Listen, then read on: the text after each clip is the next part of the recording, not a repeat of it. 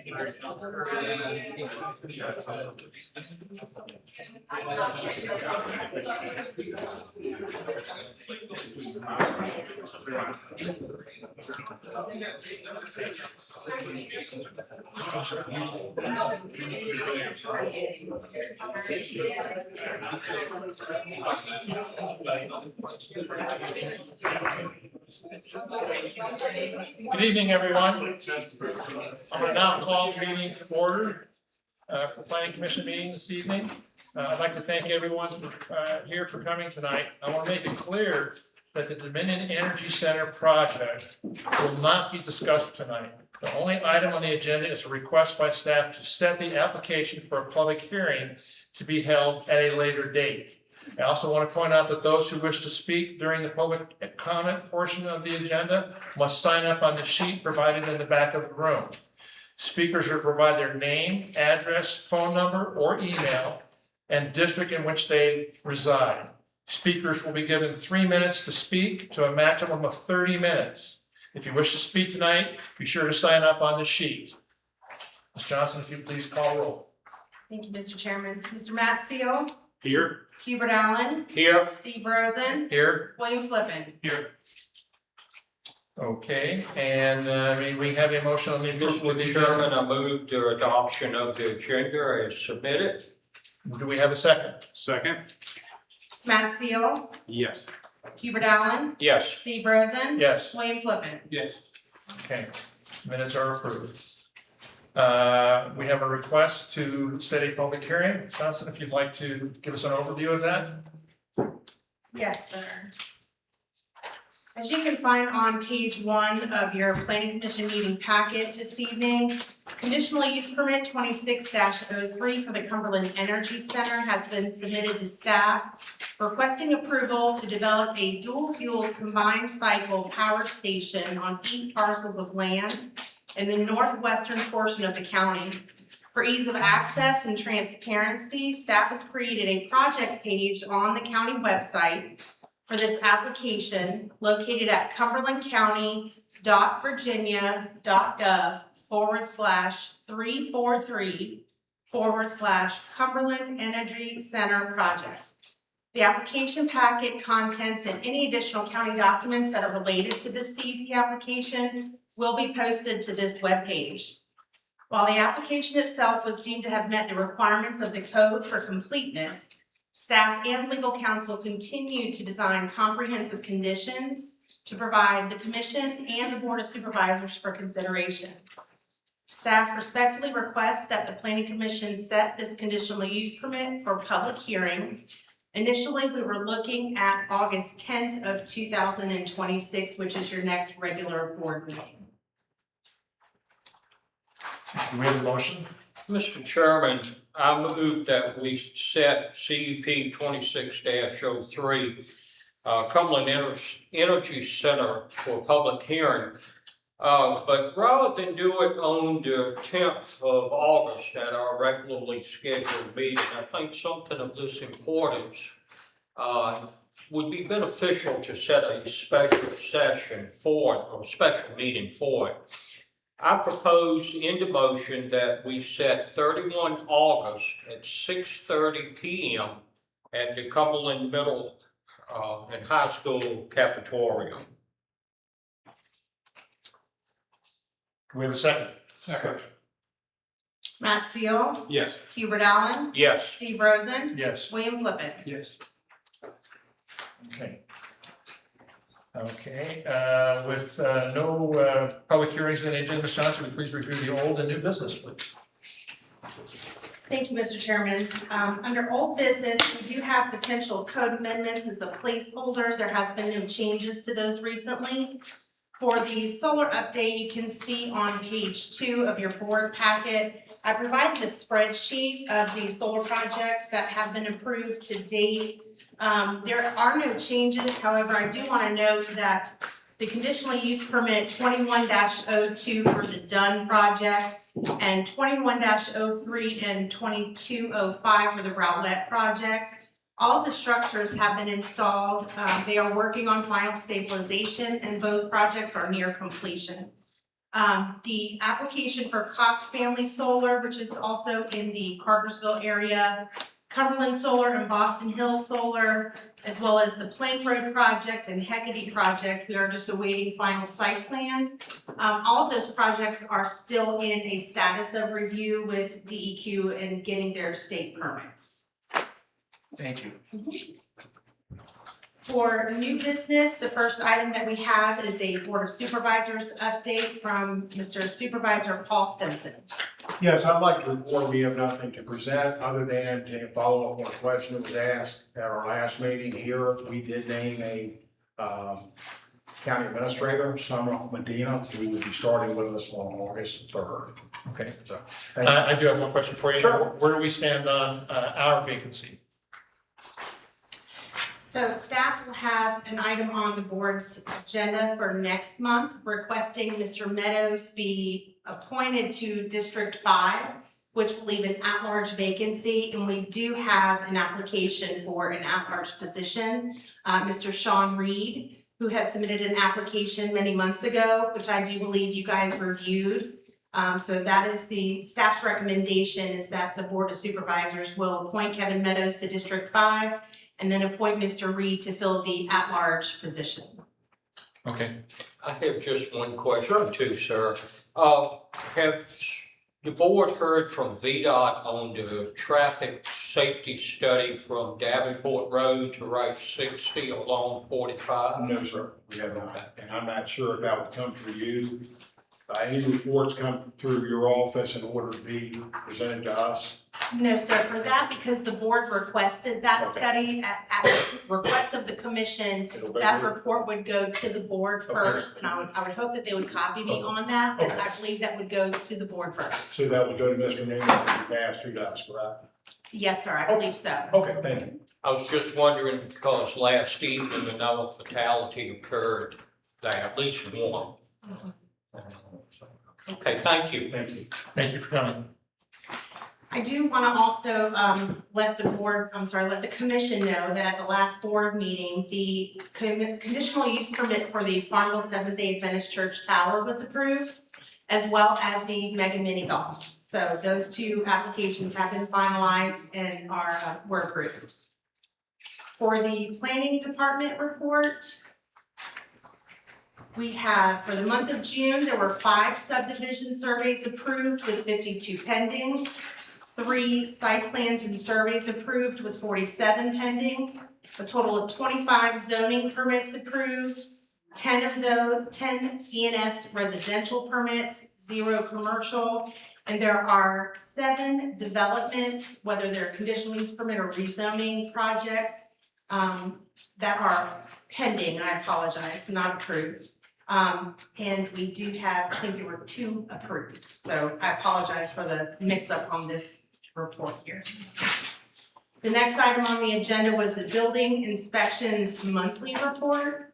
For the month of June, there were 13 new home permits, 68 other permits. Those would be garages, carports, electrical, plumbing, mechanical permits. 5 certificates of occupancy.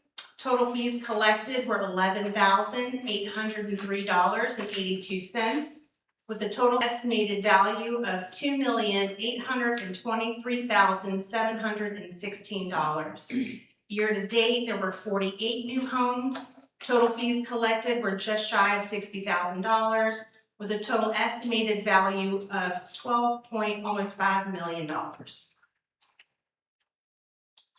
The last item under new business I have for you is a boom study. You may remember hearing about the boom study from our former county administrator, Mr. Derek Staney. This was a project that he started. BOOM stands for Building Opportunities on Main Street. And the courthouse district did receive its designation as an Exploring Main Street community, which does open up the county for additional grant funding or opportunities for additional grant funding.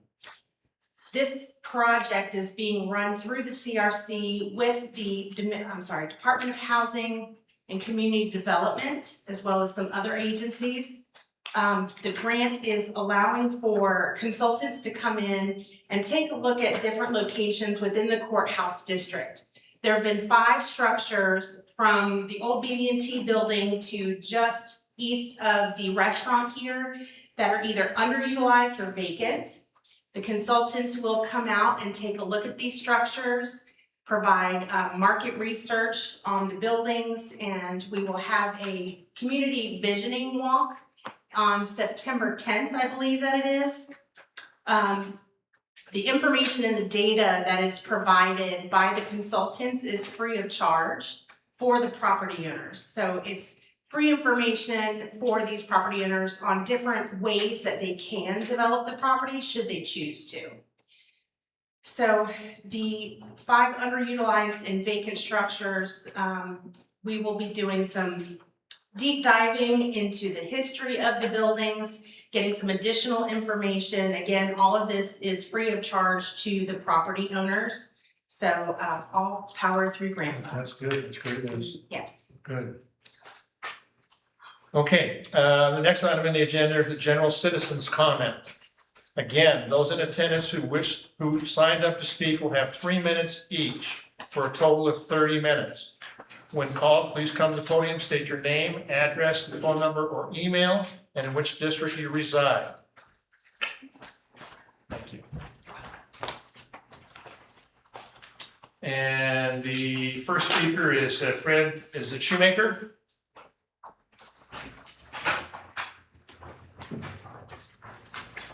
My name is Fred Shoemaker from Cartersville, Virginia. I'm here to speak in favor of the power plant. It is a clean, environmental friendly operation. We had the opportunity to get one, and due to protest, it went right across the river to Buckingham. They draw all of the revenue. This plant is something this county needs, not only financially, but it will give jobs to people in this county. We educate our students. We spend millions of dollars and send them somewhere else. It's time we had something in this county that would help keep the students here. Cumberland County cannot survive much longer on real estate tax. We need to improve our tax base. We need to get out of debt. And this is a clean, environmental friendly operation. It's going to be regulated tremendously, not only by Dominion, but by the state. And at this time, I would just like to have it noted that I am 100% in favor of this facility. Thank you. Thank you very much. Betty Myers.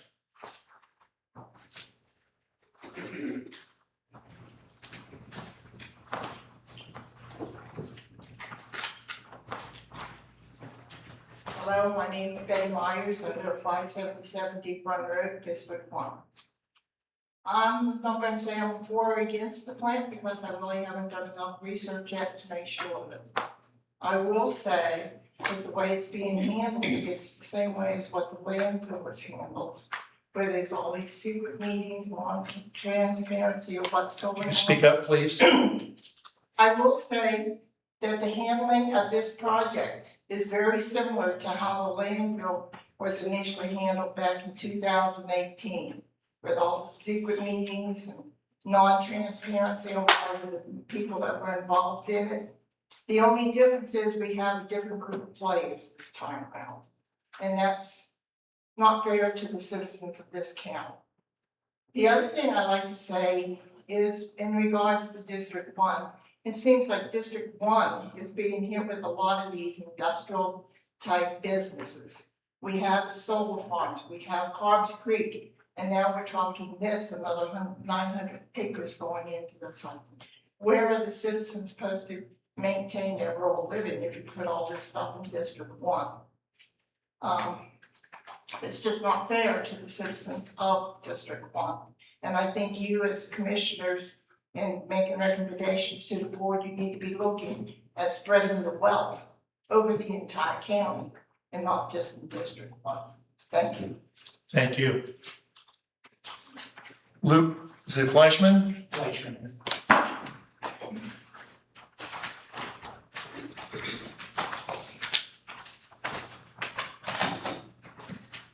My name is Luke Fleischman. I'm 1304 Sports Lake Road. I'm not sure the microphone works, so just need to speak up a little bit. Thank you. Luke Fleischman, 1304 Sports Lake Road in District 1. I want to take a quick moment to recognize my neighbors and friends who came out this evening. If you're here to address our concerns about the power plant, can you stand briefly?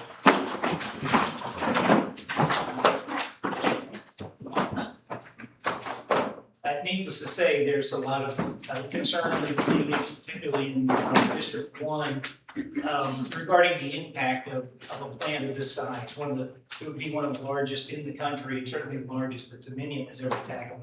I live about 3 miles, as the crow flies, from the Bear Garden power plant. That's about a fourth of the size of this, and that has quite an impact on New Canaan.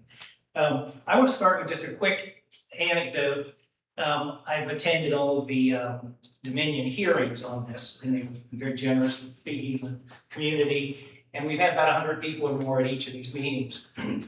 At the, I think it was the second meeting at the Cartersville firehouse, the Dominion representative, there are about 25 of them there. The Dominion representative was talking about the impact on the neighboring farms and community in terms of noise and light pollution and emissions.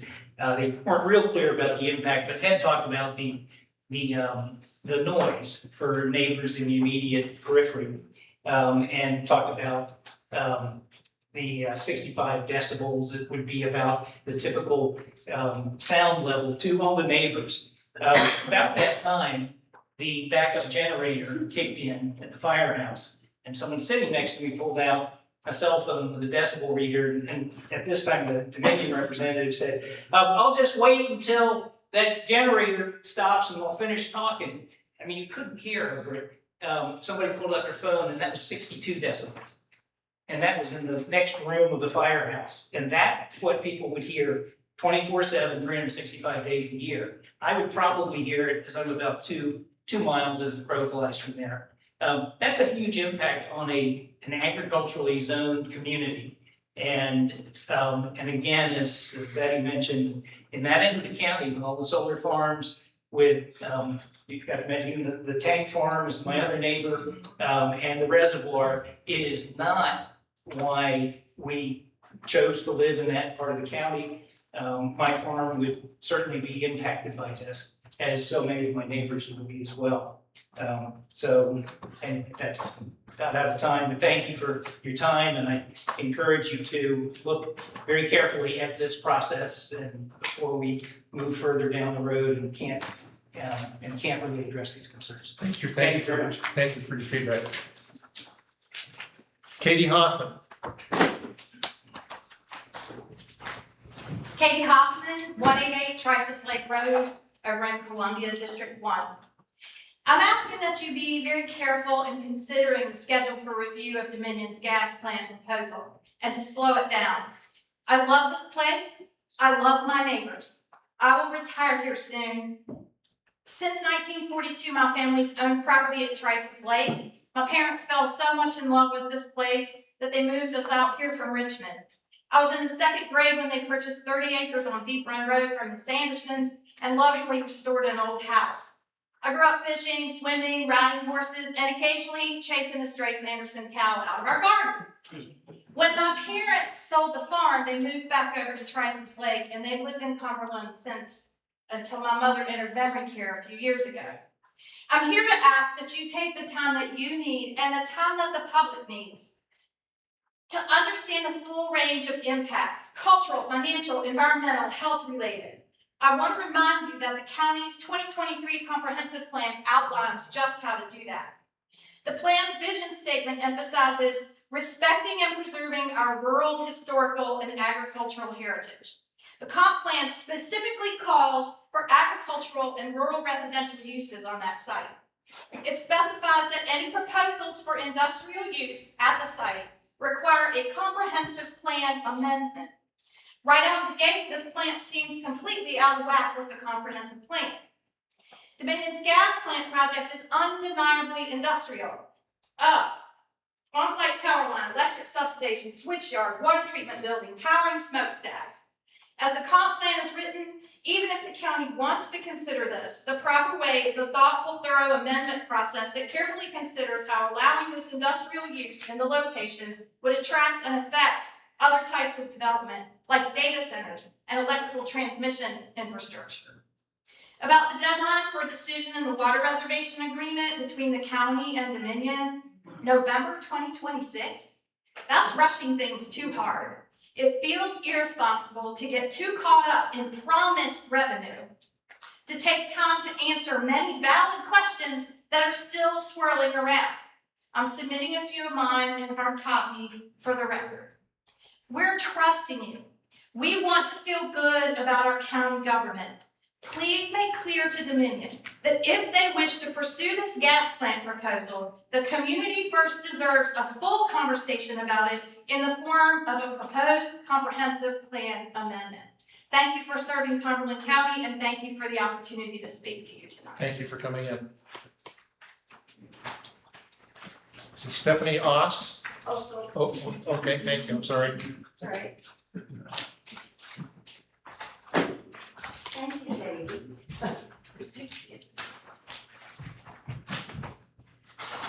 Stephanie Osel, I live on Oakland Lane in District. And the power plant will be 1 mile from my house, which actually I'm not here to speak for or against it, because I don't think it matters actually what I think or speak about. However, I would like the planning commission to consider, and the board of supervisors, to consider ways to kind of soften the blow for the residents at our end of the county, which is rural. And I'm gonna read this one, this is from the comprehensive plan. Objective 5.1 says the county should, quote, maintain the rural character of the county through the preservation of Cumberland's scenic, agricultural, and natural resources for the optimal benefit of current and future citizens. Okay, not just us in this room, it's the people coming after us. And I bet everybody in this room moved here because of the rural character of Cumberland County. But I don't see any governing board in this county trying to make development maintain that rural character. Now, I spoke with the chairman of the board of supervisors. Well, actually, Steve, I spoke with you last year about changing minimum residential zoning to 5 acres. You told me it had to come from the board of supervisors. I spoke with the chairman of the board of supervisors very recently. He told me it had to come from the planning commission. So we all wonder and are frustrated, how in the world can we get the zoning changed here that we all want to maintain the rural character of this county? Why is it so difficult? Does no one on any of these boards have a vision to maintain the character of the county. Why is it so difficult? And I think when I spoke with you last year, you told me you ride your bike out past our driveway. And we're right on the Columbia Road. And we're gonna see all this traffic, which already has increased. People go very fast where our driveway comes out on a curve from each direction. And I mow our grass out there. I'm telling you, it's treacherous. And I don't know why we can't have a larger zoning footprint, a minimum zone, minimum acreage, and also further setback for these houses from the main road. Why do they have to be right along the road? I think you told me there's something about having a minimum or something, they're supposed to be back a certain distance. I'm telling you, on our road, the new houses that came up there, they're right next to the road. I really don't understand it. So I'm asking this board to please, would you please tell me, somebody call me and let me know who decides or who starts the process for minimum residential development. Thank you. Thank you. Beth Newton? I feel like I should dance.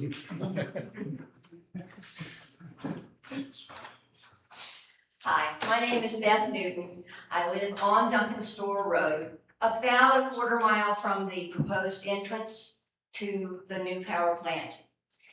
And I'm in District 1, and I also want to thank you all for the work that you've done on the Planning Commission, especially William, who is at large, but also in our neighborhood. I was going to talk about the comprehensive plan and the rural character, and I think that's been covered.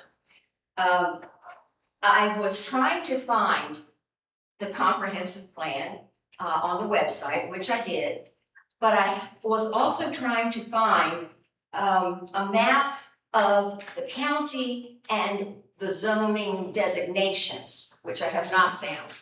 I think it would be appropriate, and of course, public knowledge, to make copies of those things and have them available for us to look at. Even if it's a handout, what it is what it is for now. And we need to know what are the designations and what are the areas that the comprehensive plan has designated for future growth. I know that there are two areas in our district. One is Cartersville, and one is, I think, near the reservoir. But I couldn't tell from the little map in the website. So that would be very helpful if that's available. Also, how do amendments to the comprehensive plan get made? Do you all assign a subcommittee, or does the Board of Supervisors? Who is in charge of that comprehensive plan? So that is my big question. Thank you very much. Thank you for taking time. All right, that's everybody who has signed up. Go ahead, I'll let you speak. You could ever please state your name and address? I can't hear out of my left ear, that's why I didn't hear you say that you needed to sign up. So if I'm speaking too loud. You may speak. Won't bother us. You won't speak too loud.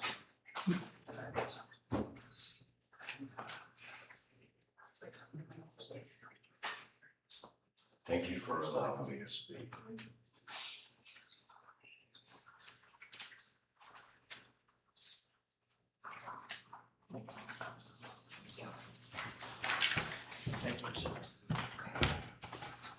All yours. All right, thank you.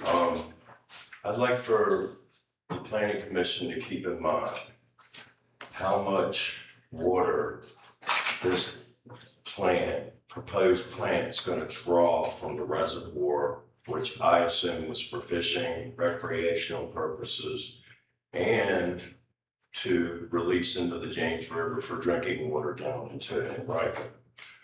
But I understand that that's changed, I don't know. But I would like to get you guys to think about this.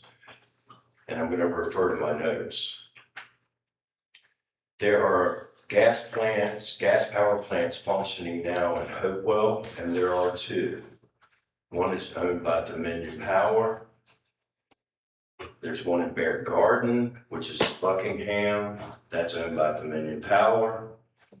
Cumberland Energy will also be, proposed Cumberland Energy will be owned by Dominion Power. They will also own the reservoir, it looks like. If not, they'll be polluting the reservoir with the fossil fuels that they burn, in my opinion. There's also proposed plants here. Chesterfield County, there is a big fossil fuel plant there on the James. One is Tanesca Power Plant in Fluvanna. Those are proposed, those three are proposed, the others are functioning.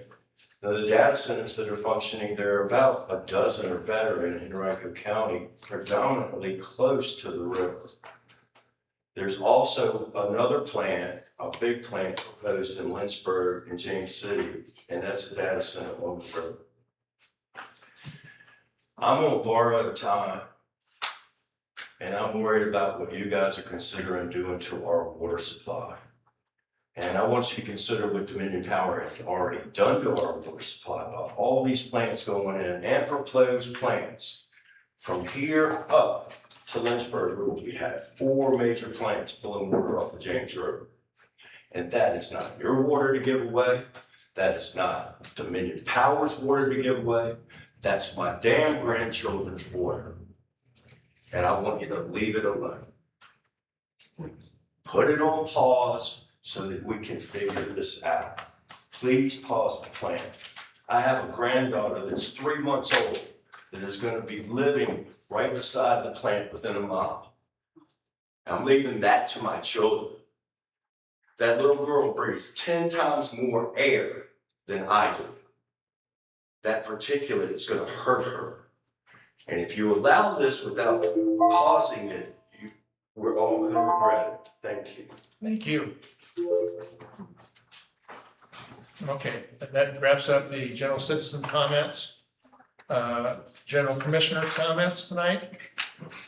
I'll start by welcoming Melanie Whitlock to our group, and presence has been much needed, and we're glad you're here. Thank you. If we can help you in any way, please don't hesitate.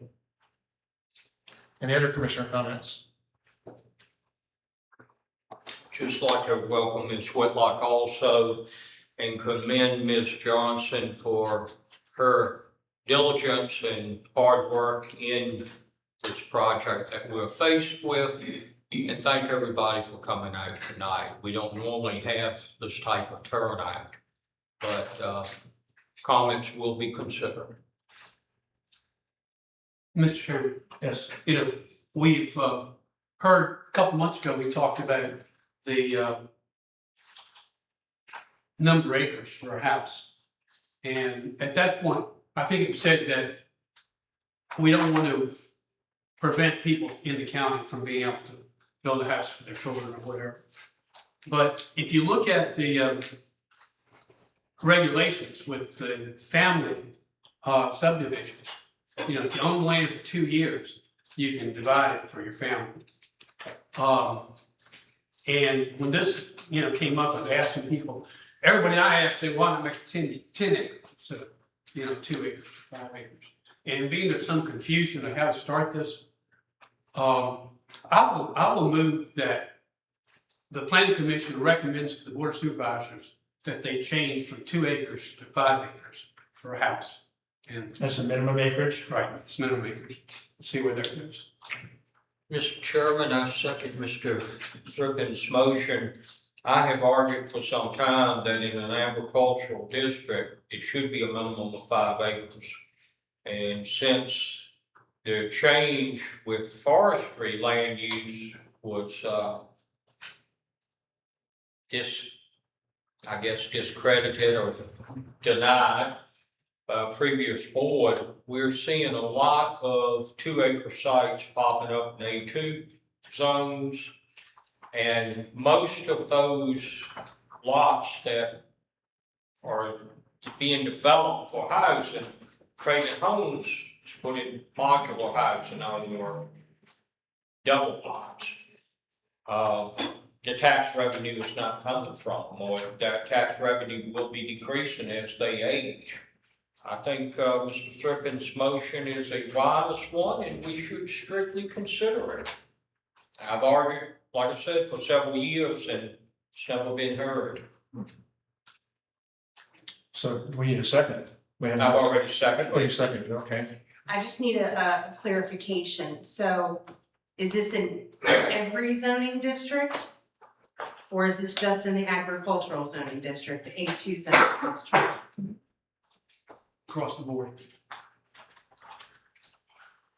Okay, so Mr. Flippin, Ms. Johnson? Yes. Mr. Chairman, may I ask Mr. Thrippin, would you consider amending your motion to the A2 or ag districts? Because there are certain districts, like the R1, R2 districts, that right now, because they're served by water or sewer or whatever, they don't require a 2-acre minimum. The impact, and these areas are very small. I mean, I go along with you on the A2 zone, but I can't say an R1, R2 zone should be required 5 acres. I'm considering the ones that require the 2 now, so that's just A1, that was just A1, or A2. so we also have in the R2 zoning district, if they are not connected or do not have availability for public water and sewer, that is also a 2-acre minimum. And I just wanna make everyone aware, by changing this, that would also affect family subdivisions too, because we have an application that is going to be going to the Board of Zoning Appeals currently, where a property owner in Cartersville who has 9 acres zoned R3 wants to give 2 acres to a family member, a child, and can't do it because the minimum lot size is 5 acres. So if they have 9 acres, they can't give 2 to a family member because the minimum lot size is 5. So they're requesting a variance for that, for a family So subdivision. the minimum lot size for R2 is 5 now? R3, R3. which is the Cartersville area. Well, sir, I would agree to just the agriculture. So just the A2 Yeah, zoning I district. can support it if it's just agriculture. If it's something else, I can't support that. All right, so just for the A2 zoning district, So why don't you restate your motion? I move that the planning commission recommends to the board of supervisors that the acreage requirement for agricultural zone area be moved from 2 to 5. Second. thank you. Matt Seal, Yes. Hubert Allen, Yes. Steve Rosen, Yes. William Flippin. Yes. Okay. Any other commissioner comments? May we have a motion? Mr. Chairman, I move that we adjourn to 10 August 26 at 6:30 PM or as soon as may be needed. We have a second. Second. Matt Seal, Yes. Hubert Allen, Yes. Steve Rosen, Yes. William Flippin. Yes. Meeting is adjourned.